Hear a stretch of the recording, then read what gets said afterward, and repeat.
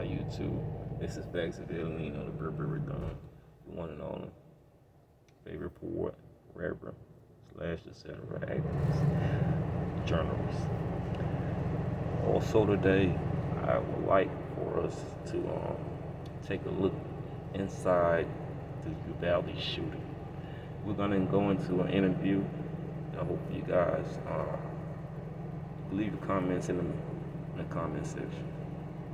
But also, I wanted to give my insight on the situation. As like I said, it's a poet, activist, rapper, / journalist. I definitely would like to put my, like as they would say, 2 cents in this point of view. So we're gonna dive right into an interview. One of the kids from the Uvalde shooting gives his insight on what he saw. So if you guys like content,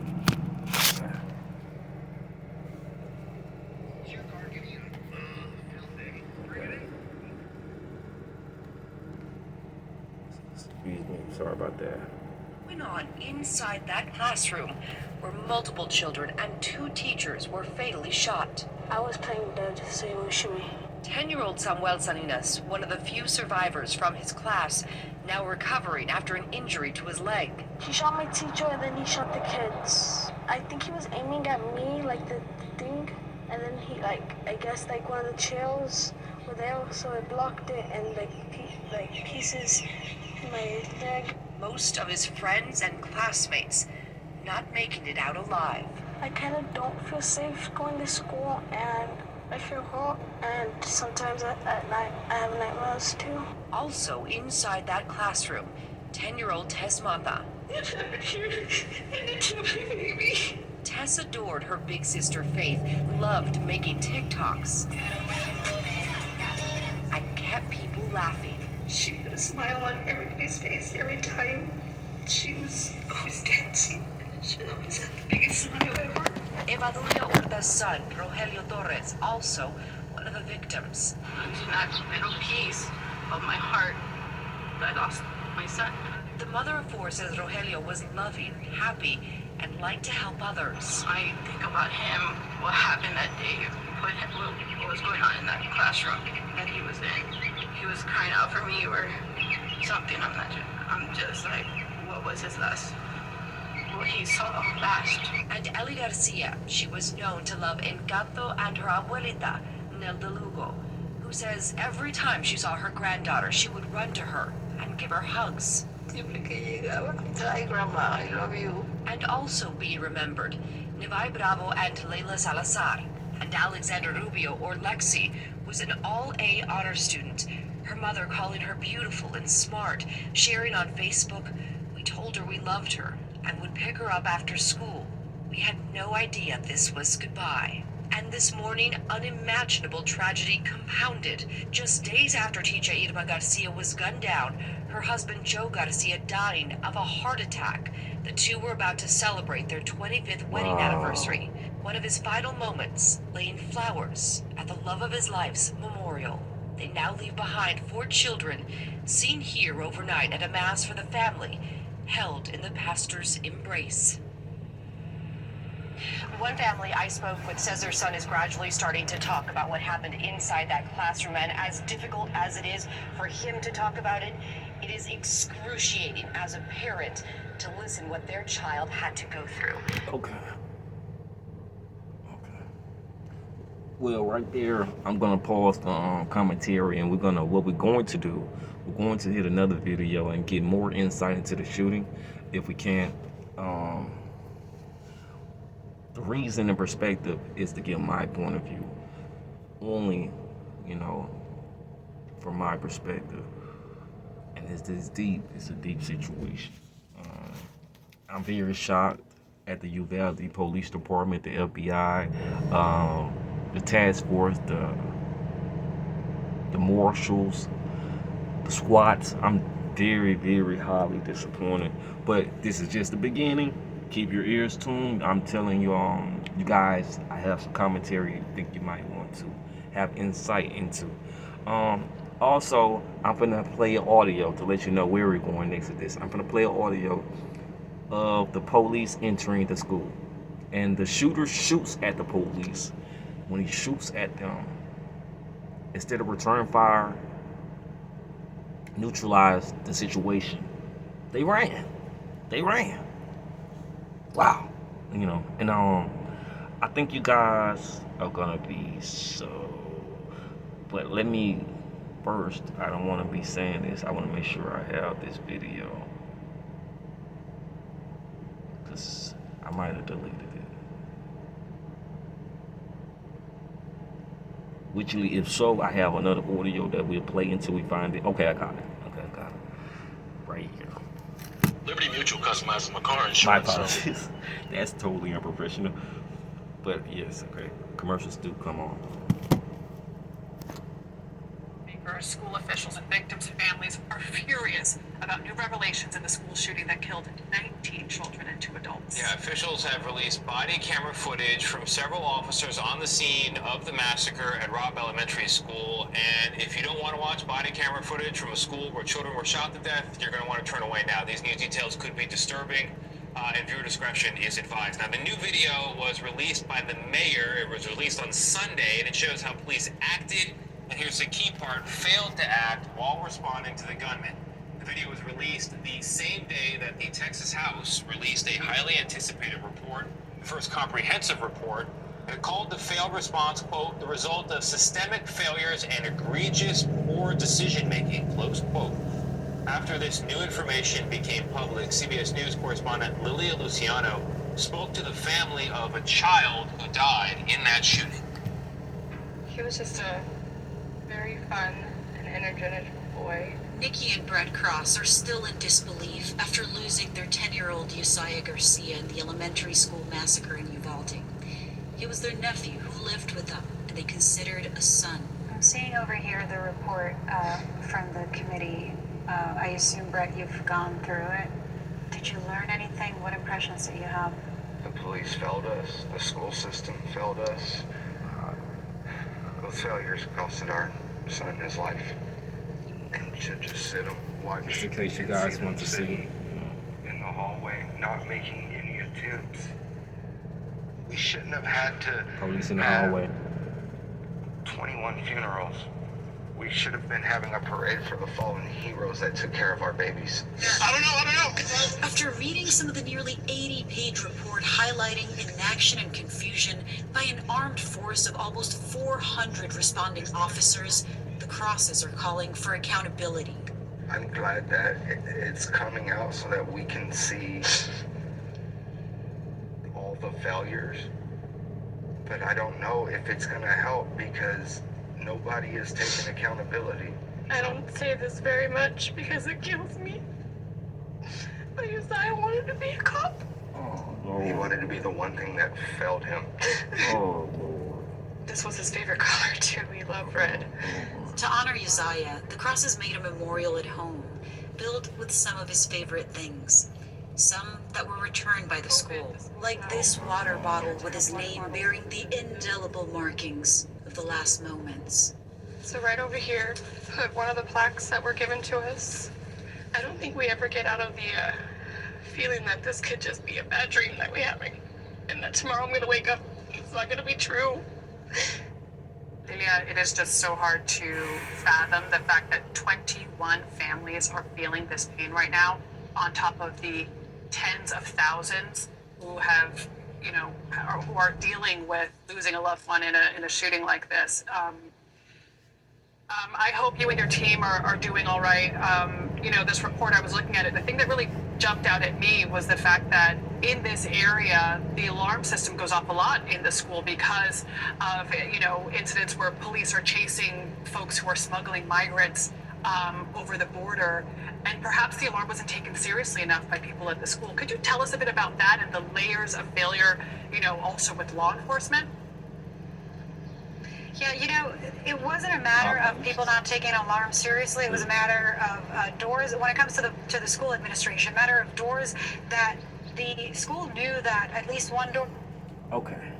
I don't want to bore you with so much commentary without giving my perspective in between.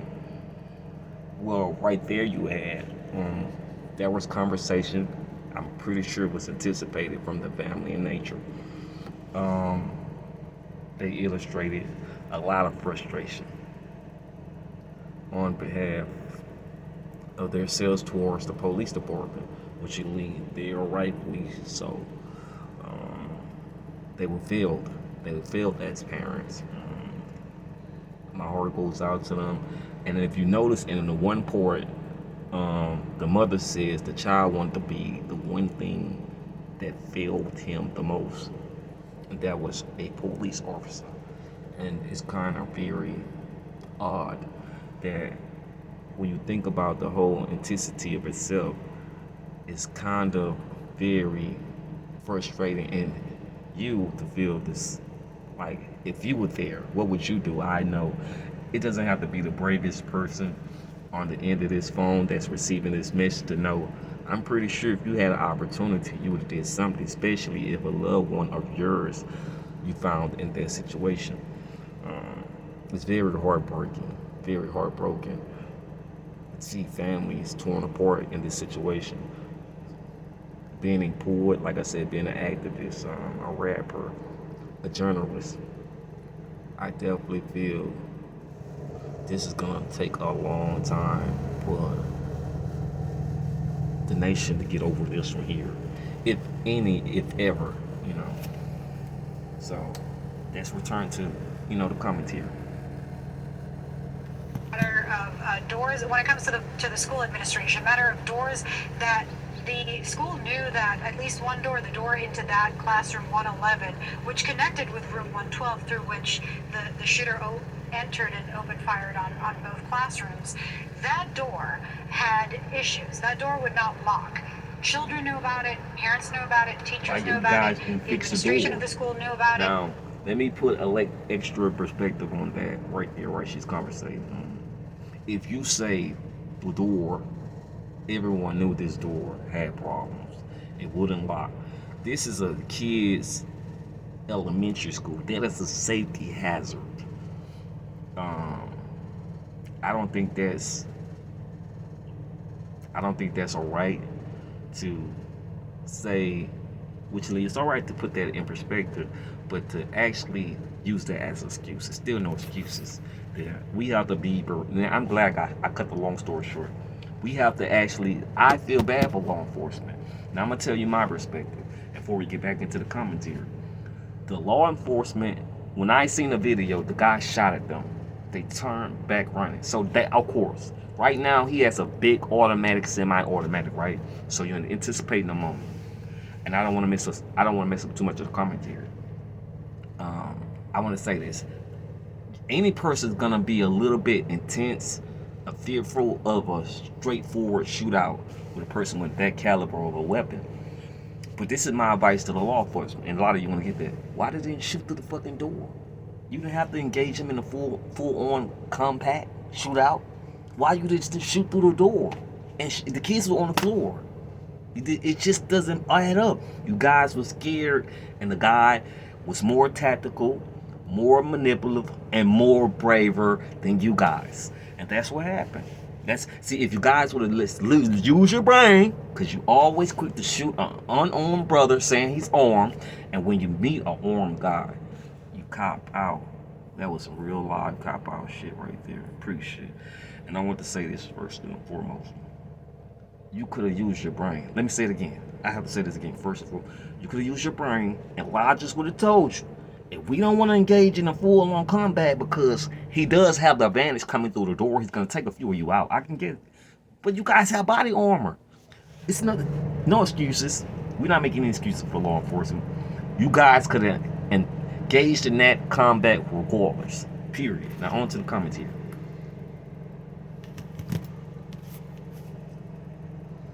Sorry about that. Oh my God. About it, parents knew about it, teachers knew about it, the administration of the school knew about it, and somehow the school did not fix that door.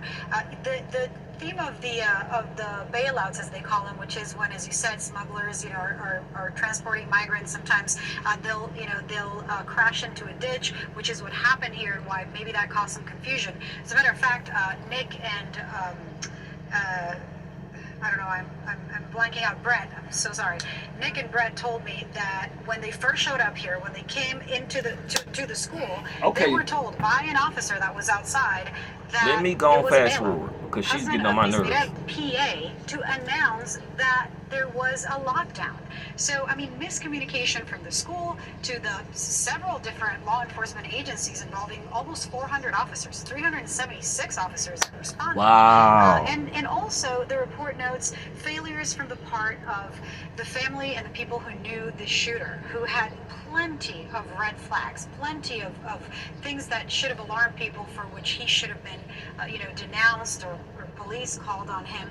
But I want to say something. This family, the Cross family, Nikki and Brett, were very adamant about, we're fighting a lot of fights. One of the biggest fights that they're fighting was in Washington, D.C. I mean, they were in Washington, D.C. this week marching, is regarding the weapon. I mean, as they look at the report, we were having a conversation about, the officers, as they said, should have entered. The officers should have been the heroes, and yet they waited, they took cover, they waited for backup, for tools. And what they say is, look, that's the capacity of that weapon. This shooter had never shot a gun in his life, and so they're saying, look, I own a gun, said Brett. We completely respect, the Second Amendment. We don't have a thing against guns. It's just, these weapons in the hands of someone like that. I mean, they were advocating for, an assault weapons ban. They were advocating for, for people to even listen to them. And they tell me that. Now, I'm going to break this down, and you guys going to definitely, you see, I don't want you guys to go too far-fetched. She's going to get it. We're going to get back into a little more commentary. If not, then I will definitely finish this off on the next video, but I would definitely want to show you guys the news anchor is deflecting. She is deflecting. She admits that the officers, you see how she admits, the officer, 365 officers showed up before the killer even shot one shot. Let me say that again. I watched the video. I want to show so much, it's so much graphic, and I watched the whole video. Before that killer shot one shot, the law enforcement had their whole hallway surrounded. Now, when they go to the door, he shoots through the door. They take off running. What, you gonna leave them in with kids? You lost your freaking mind? You lost your mind. Like, you gonna leave them in there with kids. You gonna leave them in there with kids and go rush back to the hallway. Well, you could have just shot through the door, like I said. You scared to engage in a full-on on top of the fact, let's say this, tell me is this right, these guys have full-on body armor. Now, this is what the news anchor was hit here to do, to deflect. Yes, they know accountability is coming, but to deflect so much of the accountability. Oh, people knew that he was mentally deranged. Someone should have stopped him. The cops should have stopped him. Yeah, that was who should have stopped him. Don't try to, no. The cops had the perfect opportunity. Before he fired one shot, I seen it. Before I heard one shot fired, he shot at the cops first. That's first and foremost. He probably shot one time in that classroom. They got there, he shot at them first, and they took off running. And when I seen that to myself, I said, wow. Whoa, these are the guys that's going to protect us, that's going to protect and serve. Man, that should be real. If Al Qaeda wanted to come to America right now and take this motherfucker over, they could. Only thing protecting us is our military. And Lord knows with Sleepy Joe Biden, how long is that's going to last. Now, let's get back into this. Oh, Lord. Look at the Brittany Grimer situation. He can't even get our basketball players from Russia, let alone protect us. And you see why we got schools getting shot up. That's just period. And my heart goes on. My heart goes out to them. People even listen to them. And they tell me that when they bring this up, when they talk to people about the guns, even within their own family, about this specific weapon, they're not listening. And they said, something that really, that I'll never forget is, they said they feel that the guns themselves have more rights than the right their child had to live. So that's only of causes here. Okay. One thing that could have made a big difference was hallways. We didn't take action or command or Thank you. otherwise stop the shooter until nearly an hour went by. Yeah. Well, we know yesterday from the mayor that the chief of police, the acting chief of police here in Uvalde City Police, was placed on administrative leave. Okay. But we really haven't. Now what I'm going to break that down to let you know I'm serious about what I do. Now, as you see, in case you guys are not following, the acting chief of Uvalde was placed on administrative leave. With that being said, I don't know if that's a good thing or maybe a bad thing. But what I can tell you, it should be more accountability. Just for one person to be placed on leave in a massive amount of the situation. It was so many of the police departments everywhere. So thinking about the situation, when I seen it on camera, I was cursing up a storm. And frustration built, a lot of frustration built. All I could think about was, damn, the kids don't deserve this. They don't deserve this. They're kids. They're babies. Why can't you, as a police officer, get in there and do your job? It's just that simple. You agreed in a situation of this sort that you would put your life on the line no matter what for the public community. But, like I said, a lot of us, I'm going to tell you like this, you guys might know, a lot of us that come from the street have called it out. Gangsters have called it out. Gangbangers have called. These cops ain't built like that. They good at shooting at people they know they can shoot at. I said they not built. I'm gonna tell you a story, and you guys gonna really like this commentary. One time, we debunked this a long time ago. We used to call the police, prank call them, and we used to prank call the police. We tell them, our house is surrounded with 100 gunmen, or we'll tell them this store is surrounded with 100 gunmen, just in case they don't come to our house or whatever. And they never showed up. They will tell, oh, we this. It don't matter. We just always say something with 100 gunmen, just to put a perspective. Would they show up? Would the cops show up if they semi outgunned? You know, no. You see how they feared one man with a semi-automatic. Now imagine, 10 to 20 people went in that school with semi-automatics. Oh man, it's just like we in a state where law enforcement has to be reconducted under the politics of the syndicates, the Senate.